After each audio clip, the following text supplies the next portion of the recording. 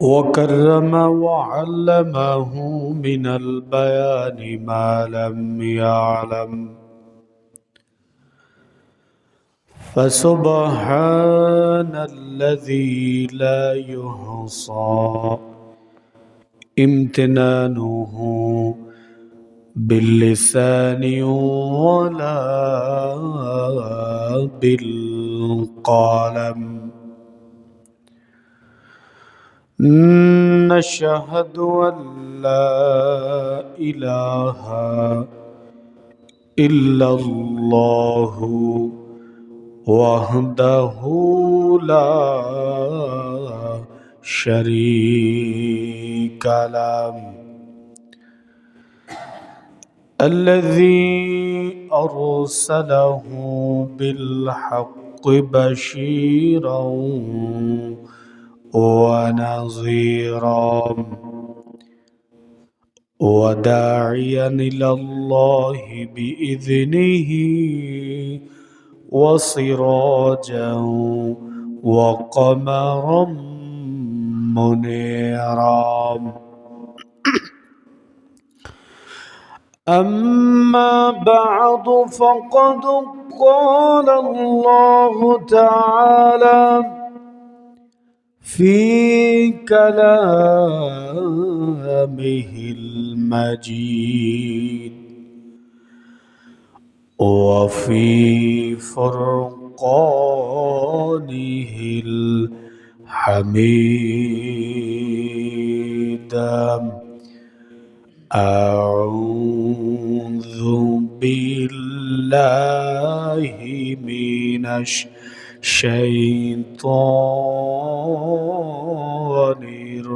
الرجيم. بسم الله الرحمن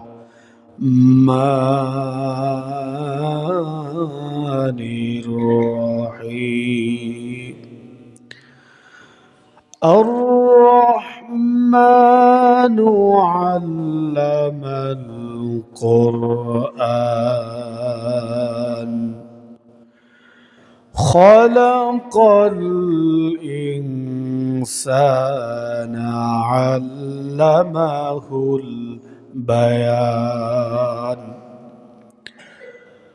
وقال تعالى في شأن حبيبه آمرا ومخبرا: إن الله وملائكته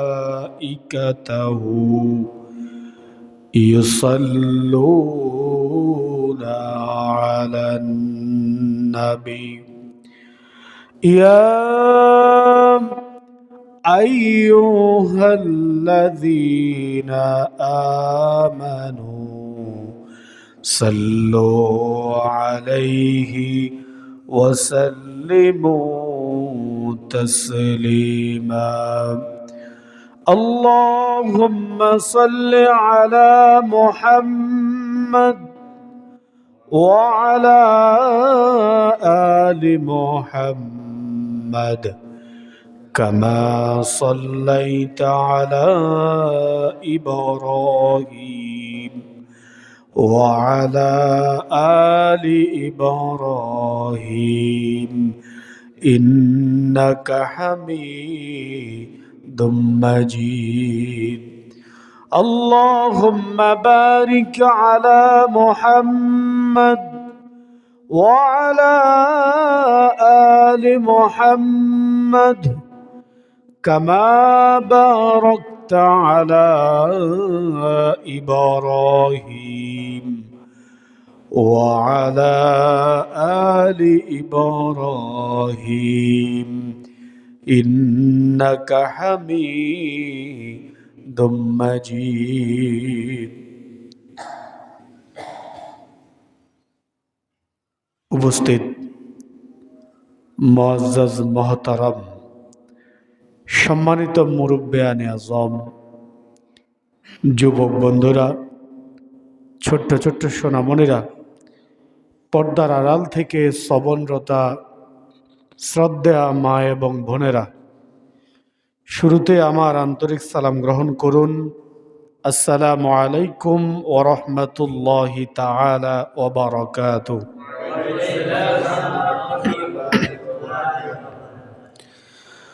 মহান আল্লাহ সুবহানাহু তাআলার আলিশান দরবারে আমরা শুকর গুজার হচ্ছি যে রব্বে করিম অত্যন্ত দয়া করে ভালোবেসে সকলের আগে আগে আমাদেরকে মসজিদে সমবেত হওয়ার তৌফিক দিলেন। সে রব্বুল আলামিনের শুকরিয়া আদায় করছি। সকলে জবান খুলে চিৎকার করে পড়ুন আলহামদুলিল্লাহ। রসুল আকরাম সাল্লাল্লাহু আলাইহি ওয়াসাল্লামের শানে দুরূদ পড়ছি, যিনি রাহমাতুল আলামিন, যিনি সাইয়্যিদুল মুরসালিন, যিনি আশরাফুল আম্বিয়া, যার আদর্শ পৃথিবীর শ্রেষ্ঠ আদর্শ, সে রসুলের শানে পড়ছি সাল্লাল্লাহু আলাইহি ওয়াসাল্লাম। শুহাদাই কেরাম রিদওয়ানুল্লাহি আলাইহিম আজমাইনের আত্মার মাগফিরাত কামনা করছি, যারা উহুদ, বদর, তাবুক খন্দকের ময়দান থেকে নিয়ে শুরু করে আজকের দিন পর্যন্ত পৃথিবীর বিভিন্ন প্রান্তে ইসলামের কথা বলতে গিয়ে, কোরআনের পথে চলতে গিয়ে দুনিয়ালুবী, উচ্ছিষ্ট ভোগী, দুনিয়ার জালেমদের কাছে জুলুমের শিকার হয়ে শাহাদাত বরণ করলেন। আল্লাহ রাব্বুল আলামিন যেন তাদেরকে জান্নাতের আলা মাকাম দান করে, আমরা পড়ি আমিন। সম্মানিত দ্বীনি ভাইরা, আজ বাংলাদেশের একটা গুরুত্বপূর্ণ দিন। 1952 সালে আমাদের মাতৃভাষা কেড়ে নিয়ে আমাদের উপরে ভিনদেশি একটি ভাষা চাপিয়ে দেওয়ার যে ষড়যন্ত্র হয়েছিল, আমার দেশের তরুণ যুবকেরা বুক চেতিয়ে জীবন দিয়ে আমাদেরকে মাতৃভাষা দিয়ে গেলেন। দোয়া করছি আল্লাহ রাব্বুল আলামিন যেন তাদেরকে শহীদ হিসেবে কবুল করে, পড়ে না আমিন।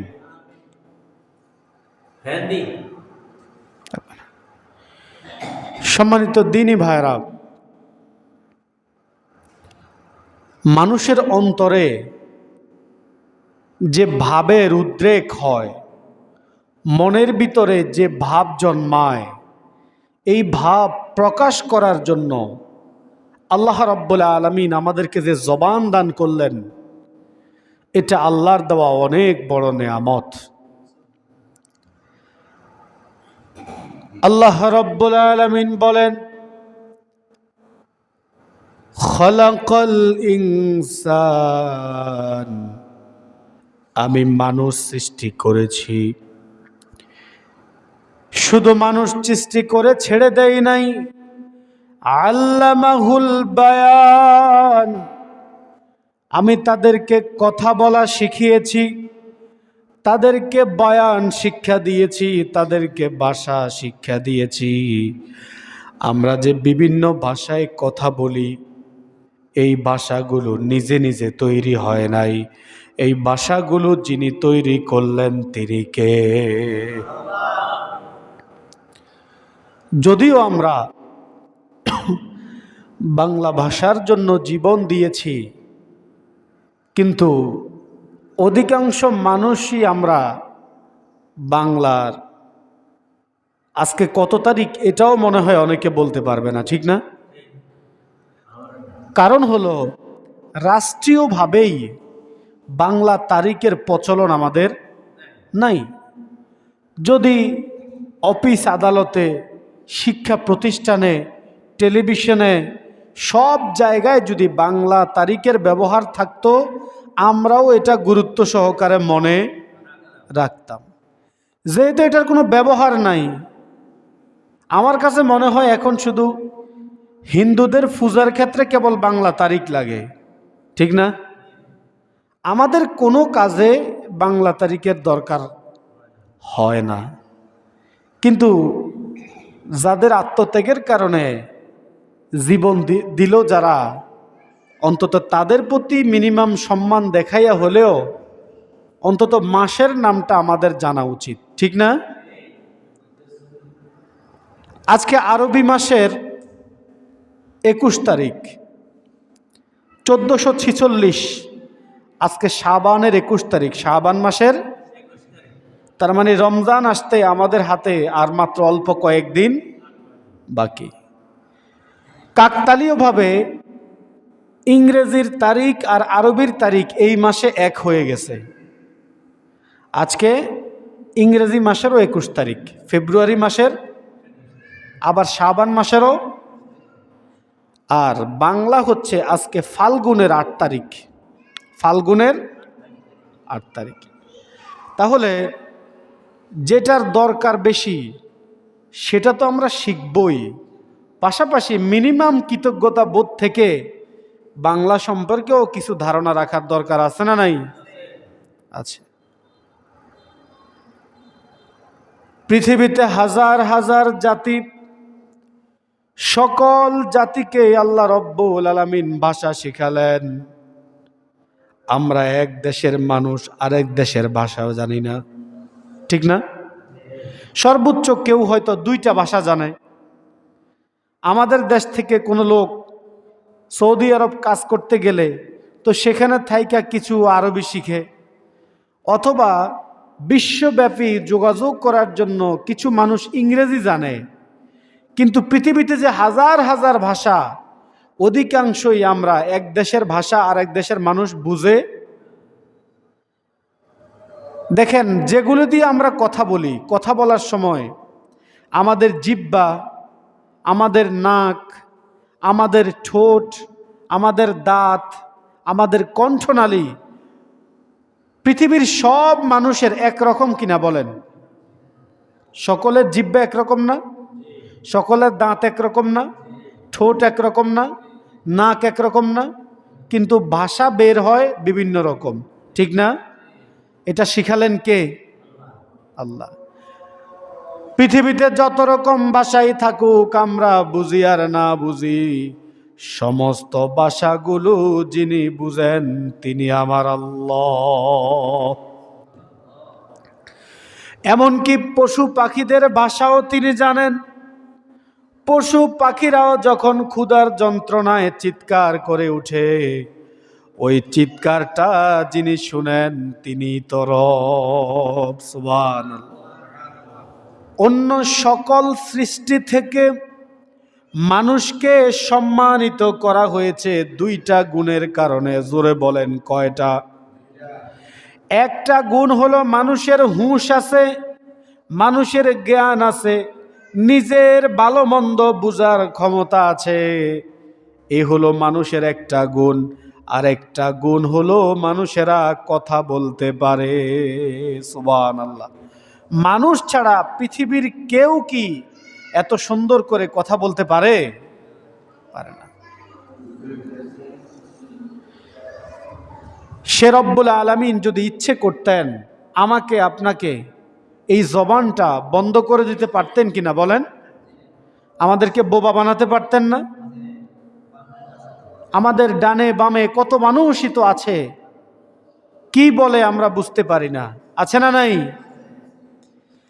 আল্লাহ রব্বুল আলামিন বলেন, এই পৃথিবী বৈচিত্র্যময়, বিভিন্ন জিনিসকে আল্লাহ রব্বুল আলামিন বিভিন্নভাবে তৈরি করেন। এটা আল্লাহ রব্বুল আলামিনের সৃষ্টির বৈশিষ্ট্য। মানুষ আর প্রকৃতি, পৃথিবীতে দেখো কত রকমের চেহারার মানুষ আল্লাহ বানালেন। আফ্রিকান মানুষগুলো একরকম, আরবের মানুষগুলো আরেক রকম, এই ভারতীয় উপমহাদেশের মানুষগুলো আরেক রকম, আবার চীন জাপানের মানুষগুলো দেখো আরেক রকম। এত বৈচিত্র্যময় যিনি বানাতে পারেন, চিৎকার করে বলেন তো ক্ষমতা কার? আল্লাহ রাব্বুল আলামিন সূরা রোমের 22 নম্বর আয়াতের ভিতরে বলেন, ومن آياته خلق السماوات والأرض واختلاف ألسنتكم وألوانكم إن في ذلك لآيات للعالمين তার নিদর্শনাবলীর মধ্যে আকাশমণ্ডলী ও পৃথিবী সৃষ্টি এবং তোমাদের ভাষা বর্ণের পার্থক্যগুলো আল্লাহ রব্বুল আলামিনের সৃষ্টির বৈচিত্র্য, এর মধ্যে জ্ঞানীদের জন্য উপহাস উপদেশ রয়েছে। সুবহানাল্লাহ। আল্লাহ বলছেন যে তোমাদের মধ্যে যে মানুষের যে চেহারার বিভিন্নতা, তোমাদের মধ্যে যে মানুষের যে ভাষার ভিন্নতা, তোমাদের মধ্যে মানুষের যে জাতের ভিন্নতা, এই ভিন্নতা হলো আল্লাহর সৃষ্টির নিদর্শন। আর এর মধ্যে যারা চিন্তা করে গবেষণা করে তাদের জন্য উপদেশ রেখে দিয়েছেন যিনি, চিৎকার করে বলেন তো তিনি কে? প্রতিটা মানুষের কাছে তার পিতা মাতা, তার দেশ যেমন মর্যাদার, তেমনি প্রতিটা মানুষের কাছে তার মায়ের ভাষাও তেমন প্রিয়, তেমন মর্যাদার।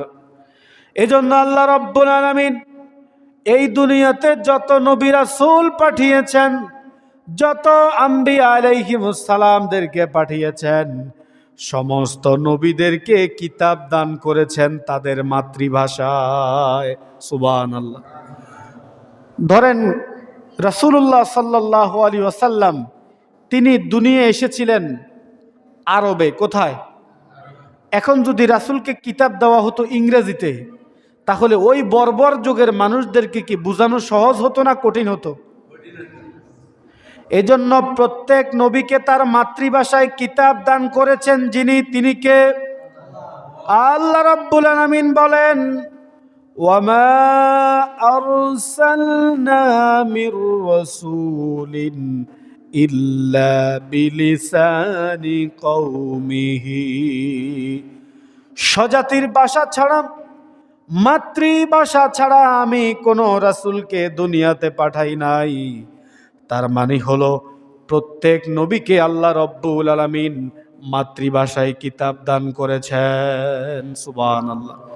এর থেকে বোঝা গেল আল্লাহ রব্বুল আলামিনও মাতৃভাষার গুরুত্ব দিয়েছেন। যদি আল্লাহ আমাদেরকে অন্য কোনো কিছু দরকার নাই, কথা বলার জন্য দেখবেন সব আছে, মাত্র দুইটা দাঁত নাই, দেখবেন তার কথাগুলো আর স্পষ্ট আসে না, ঠিক না? বস বললে বস শোনা যায়। অথবা সব আছে, যদি ঠোঁট কাটা হয় কথা কি পরিষ্কার আসে নাকি? সব আছে, যদি আলা জিহ্বাটা ঠিক না থাকে দেখবেন কথাটা আর ঠিক মতো আসে না। এজন্য আল্লাহ রাব্বুল আলামিন বলেন, আলাম নাজআল লাহু আইনাইনি ওয়া লিসানাও ওয়া শাফাতাইন। আল্লাহ বলছেন, আলাম নাজআল লাহু আইনাইন, আমি কি তোমাদেরকে দুইটা চোখ দেই নাই? ওয়া লিসানাও ওয়া শাফাতাইন, এবং আমি তোমাদেরকে জিহ্বা আর ঠোঁট দান করেছি। সুবহানাল্লাহ। এই জিহ্বা, এই ঠোঁট যদি না থাকতো আমরা কি কথা বলতে পারতাম? এই ঠোঁট জিহ্বা দিলেন কে? শুকরিয়া আদায় করেন, পড়েন আলহামদুলিল্লাহ। প্রিয় ভাইরা, এমন দামি আল্লাহ নিজে মাতৃভাষায় রাসূলদেরকে কিতাব দান করেছেন, এবং পৃথিবীর নানান দেশের যে নানান ভাষা, এই বৈচিত্র্য আল্লাহ রব্বুল আলামিন সৃষ্টি করেছেন। দেশের কথা তো অনেক দূরে, একটা দেশের ভিতরেই কয়েক রকমের ভাষা আছে না নাই? আমাদের কুমিল্লার ভাষার সাথে সিলেটের ভাষা মিলে না, আবার সিলেটের সাথে চট্টগ্রামের ভাষা মিলে না, চট্টগ্রামের সাথে নোয়াখালীর ভাষা মিলে না। এই যে বৈচিত্র্য যিনি তৈরি করলেন তিনি কে? এখন আমার দেশের দামাল ছেলেরা এই মাতৃভাষার জন্য জীবন দিলেন। পৃথিবীতে একমাত্র জাতি হলাম আমরা এই বাংলাদেশিরা যারা মাতৃভাষার জন্য জীবন দিয়েছে, পৃথিবীতে আর কোনো নজির নাই। দেশের জন্য যুদ্ধ করেছে নজির আছে, কিন্তু ভাষার জন্য কাউকে আর জীবন দেওয়া লাগে নাই। প্রিয় ভাইরা, একটু মনোযোগ দিবেন। যারা এই যে রফিক, সালাম, বরকত, তারা যে ভাষার জন্য জীবন দিয়ে গেল, এখন আমাদের করণীয় কি? এই যে যখন 21শে ফেব্রুয়ারি আসে বাংলাদেশে, 26শে মার্চ আসে, 16ই ডিসেম্বর আসে, তখন আমরা তাদের স্মরণে যে কাজগুলো করি, এগুলো কি আসলে তাদের উপকার হয় না লস হয়, জানার দরকার আছে না নাই? যেমন আজকে 21শে ফেব্রুয়ারি, গতকাল রাতের 12টা থেকেই আমাদের দেশে মাইকে মাইকে গান বাজানো শুরু হয়েছে না? আচ্ছা, আপনাকে মুফতি মুহাদ্দিস হওয়ার দরকার নাই। মৃত্যু ব্যক্তির স্মরণে গান বাজাইলে সওয়াব হয় না গুনাহ হয়? বলেন, সওয়াব হয় না গুনাহ হয়? তো এইটা বুঝার জন্য কি মাওলানা হওয়া লাগে? বলেন, এইটা বুঝার জন্য কি বড় মাওলানা হইতে হয়? রাতের 12টায় মাইক চালিয়ে দেয়, আল্লাহর বান্দাদের ঘুম নষ্ট করে দেয়। কত অসুস্থ মানুষের কষ্ট হয়, বৃদ্ধ মানুষের কষ্ট হয়, ছোট ছোট শিশুদের ঘুম নষ্ট হয়। আবার যারা পড়ালেখা করে পরীক্ষার্থী, তাদেরও কষ্ট হয়। আচ্ছা বলেন তো, এত কষ্ট দেওয়ার পরে তাদের কবরে সওয়াব যাবে না গুনাহ যাবে? তা আপনি যে করলেন, লক্ষ লক্ষ টাকা খরচ করলেন, বাংলাদেশের যত প্রাইমারি স্কুল, যত দোকানের কোনা, যত খেলার মাঠ, প্রত্যেক জায়গায় যে মাইক লাগাইয়া শহীদদের স্মরণে গান বাজালেন, এই গান কি তাদের এক পয়সার কাজে দেবে? আবার রাতের 12টায় মোমবাতি মিছিল করে। কিসের মিছিল করে? মোমবাতি মিছিল করে, মশালের মিছিল করে। এই মোমবাতি, এই মশাল যদি সারা বাংলাদেশে জ্বালাইয়া দেওয়া হয়, শহীদদের কবরে একটা সওয়াব যাবে, কেউ কি প্রমাণ করতে পারবে? আবার সকালবেলায় স্কুলগুলোতে, মাদ্রাসাগুলোতে প্রাপ্ত বয়স্ক ছেলে মেয়েদের হাতে ফুল দিয়া খালি পায়ে হেঁটে হেঁটে মিছিল করা শুরু করলো। সারা জীবন মিছিল করলেও কি এক পয়সার সওয়াব হবে নাকি? খালি পায়ে হাঁটলে শহীদদের কি লাভ হবে? আমার বুঝে আসে না, এই আধুনিক যুগে আইসা মানুষ এত পাগল হয় কেমনে? কোথায় শহীদদের কবর, আর এত দূরে 3টা কাঠের ফিলার বানাইয়া তার গোড়ায় ফুল দিলে কি লাভ হবে? আমার বুঝে আসে না। 1 মিনিট নীরবতা পালন করলে শহীদদের কি কোনো লাভ হবে? কেন আপনি নীরবে দাঁড়িয়ে থাকবেন? দাঁড়িয়ে দাঁড়িয়ে আপনি দোয়া করুন, আলহামদুলিল্লাহি রাব্বিল আলামিন। প্রশংসা কার? আপনি শহীদদেরকে যদি ভালোবাসেন, আপনি শহীদের কবরের কাছে গিয়ে নীরবে দাঁড়িয়ে থাকবেন না দোয়া করবেন? পাগল কি বলে? আচ্ছা, এই বিজ্ঞানের এই যুগে, এই আধুনিক যুগে আপনার বিবেকে ধরে না যে 1 মিনিট নীরবতা পালন করলে শহীদদের কোনো লাভ হবে?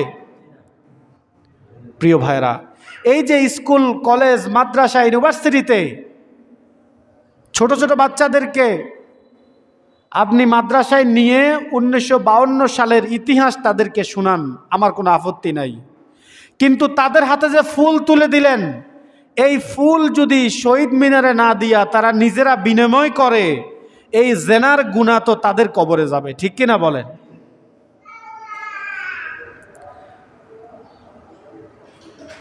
আবার বিভিন্ন সময় তো আমরা এটাও দেখি যে রাতের বেলা মাইক বাজাবে, এই মাইকের টাকা জোগাড় করার জন্য বাজারে বাজারে চাঁদাবাজি করে, আছে না নাই?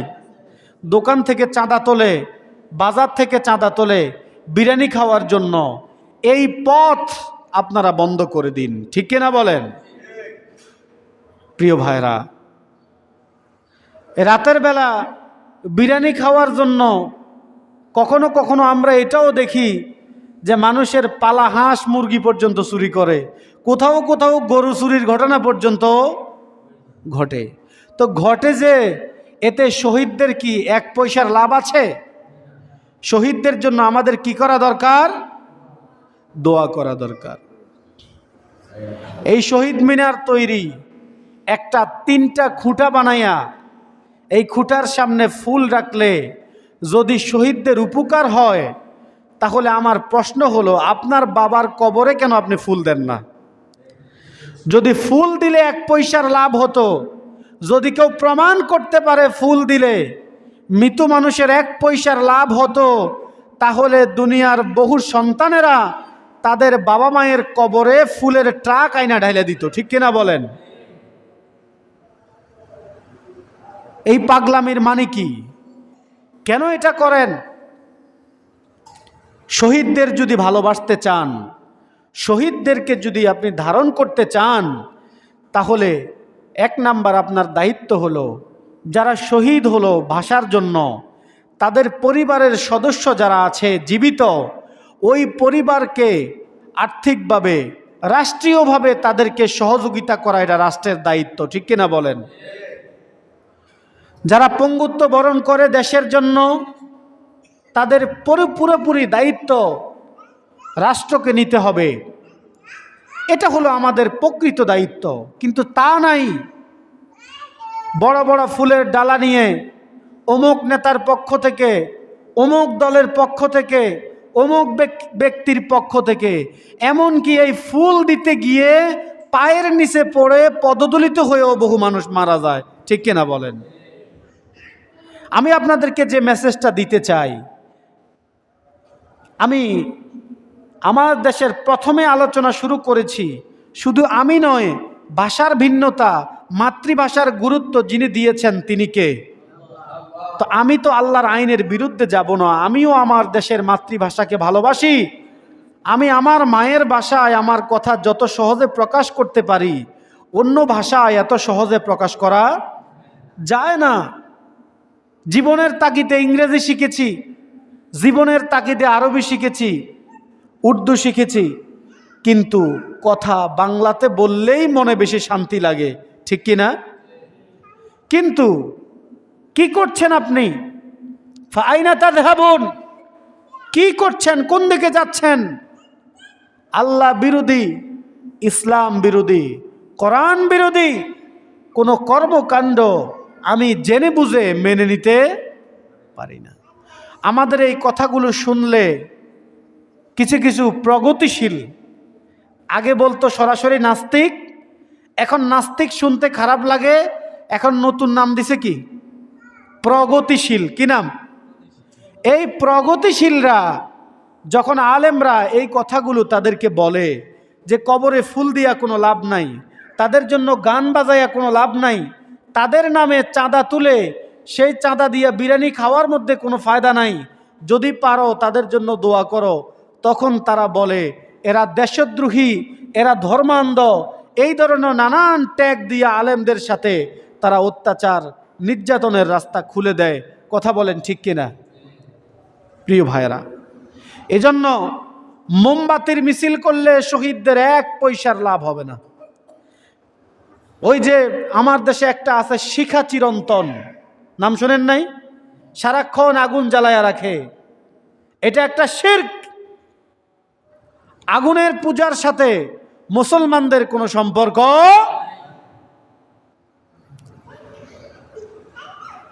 একটা ফুলের ডালা নিয়ে এত সম্মানের সহিত এটাকে রাখে, 4 জনে 5 জনে মিলে ধইরা। বান্দা যেমন তার রবের সামনে নত হওয়ার কথা, তারা ওই রকম নত হয়। আসলে উদ্দেশ্য হলো দুনিয়ার কিছু ফায়দা লুটা। প্রিয় ভাইরা, এজন্য আমাদেরকে ভুল বুঝবেন না, আমরা ইসলাম বিরোধী নয়, আমরা আল্লাহ আল্লাহ রাসূলের কথাগুলো বলি।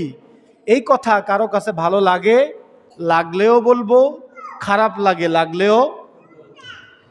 তো এতক্ষণ বললেন হুজুর যে ফুল দেওয়া যাবে না, বললেন যে 1 মিনিট নীরবতা পালন করা যাবে না, বললেন যে খালি পায়ে হাঁটার কোনো ফায়দা নাই, গান বাজানো যাবে না। তা এখন বলেন তাহলে করবোটা কি? তাদের জন্য তো কিছু একটা আমাদের করা দরকার, ঠিক না?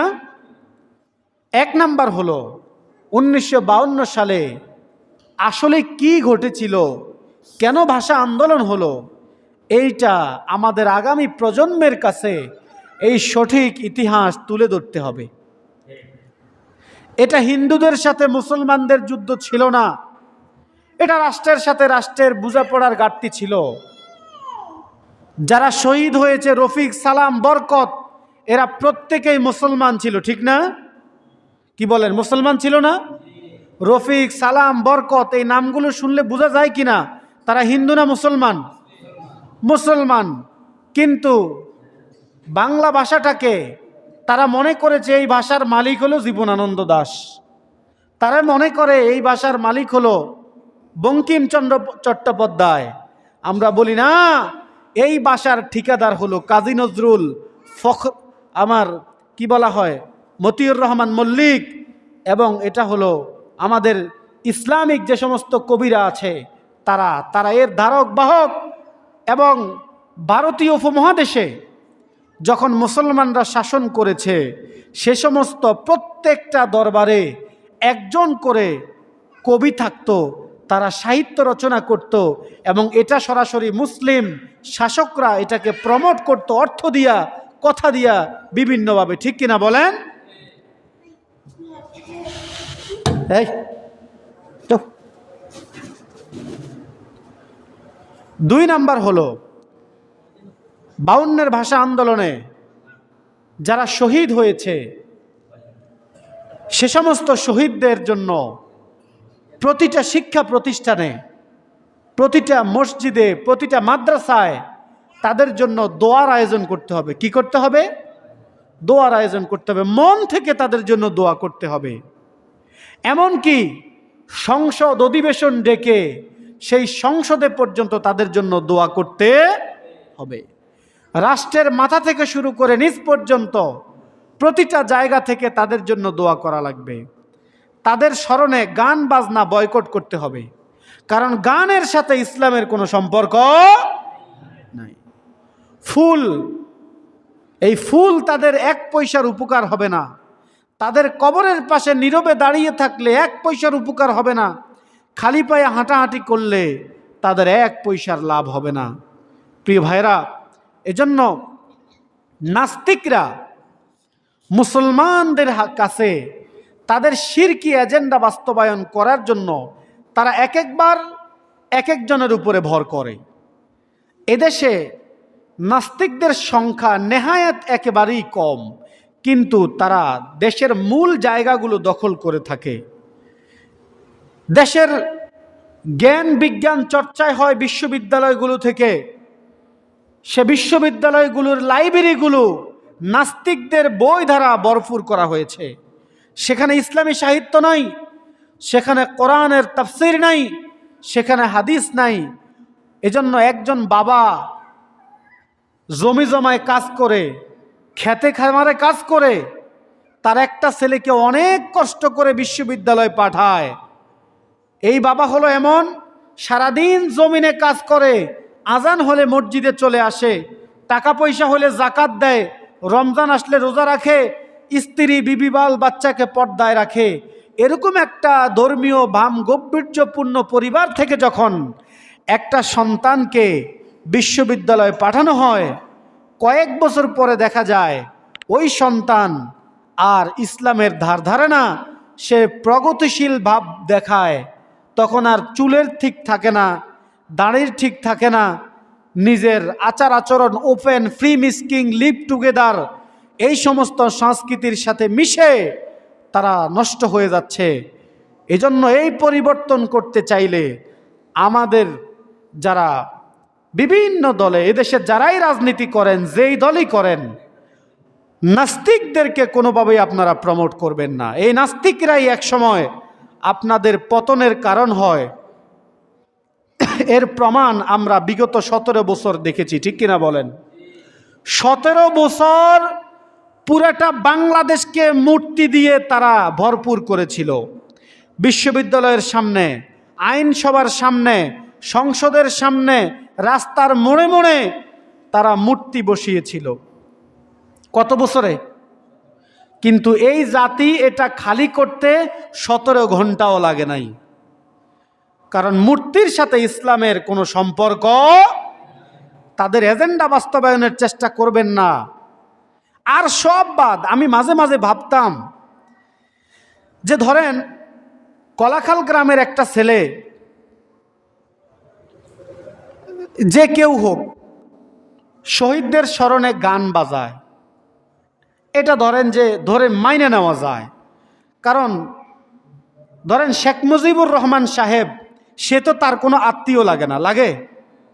তো তার কবরে সওয়াব হইলে অথবা গুনাহ হইলে তার কিচ্ছু যায় আসে না। কিন্তু যিনি দেশের প্রধানমন্ত্রী ছিলেন, তিনি তো সারা দেশের টাকা দিয়ে দিয়ে এই গান বাজানোর ব্যবস্থা করছেন। তো তার বাবার জন্য তার কি এতটুকু আবেগ জাগে নাই? গান বাজাইলে আমার বাবার কবরে গুনাহ যাবে না সওয়াব যাবে, এতটুকু সে বুঝে নাই? যদি ন্যূনতম ঈমান থাকতো, এটা তো বুঝার কথা। এজন্য আগামী দিনেও যারা এই দেশের দায়িত্ব নেবে, যারা নতুন করে ক্ষমতায় আসার স্বপ্ন দেখছে, বাংলাদেশে এখন 50-এর মতো দল নিবন্ধিত, যারাই ক্ষমতায় আসবে তাদেরকে আমরা বলবো, ইসলাম নিয়ে আসেন। ইসলামী এজেন্ডার বাইরে নাস্তিক্যবাদ প্রতিষ্ঠা করার স্বপ্ন দেখবেন না, তাহলে পরিণাম একই রকম হবে। ঠিক কিনা বলেন প্রিয় ভাইরা? এজন্য আমাদের উপরে অনইসলামিক কার্যক্রম চাপিয়ে দেওয়ার চেষ্টা করবেন না। সর্বশেষ যে কথা বলতে চাই, আর মাত্র একটি সপ্তাহ পরে আমাদের জন্য মাহে রমাদান আসতেছে, ঠিক না? রমজান আসার আগে আমাদের তো প্রস্তুতি থাকে। কি প্রস্তুতি? কত কেজি খেসারি ডাল লাগবে নাকি? এখন তো প্রস্তুতি এটাই চলতেছে। রমজানে কত কেজি তেল লাগবে, কত কেজি সোনার ডাল লাগবে, মেয়ের বাড়িতে পাঠাইতে হবে, ছেলের বাড়িতে পাঠাইতে হবে, এই হচ্ছে আমাদের এখন পরিকল্পনা চলতেছে।